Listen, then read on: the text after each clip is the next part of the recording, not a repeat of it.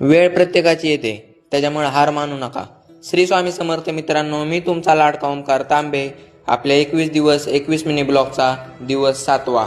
मित्रांनो, वेळ प्रत्येकाची येते, त्याच्यामुळे दुसऱ्यावर हसताना ना विचार करून हसा.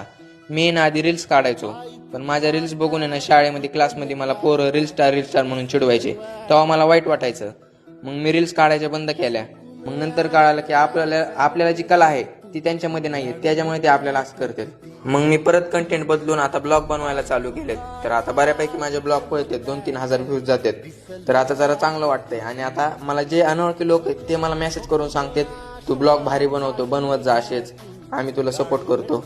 तर हे असं बघून मला लय भारी वाटायला लागले. कारण वेळ प्रत्येकाची येते, त्याच्यामुळे ना दुसऱ्याचा विचार करू नका. लोक हसणार आहेत, तुम्ही फक्त तुमचं काम करत राहा. एक दिवस 100% आपला येणार आहे.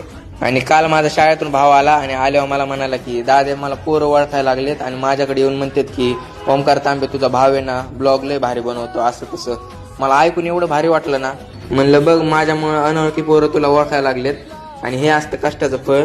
तुम्ही फक्त कष्ट करा, दिवस प्रत्येकाचे येणार. जाता जाता फॉलो करून जावा. तुम्ही माझे फॉलोअर्स नाही, लंगोटी यार आहे.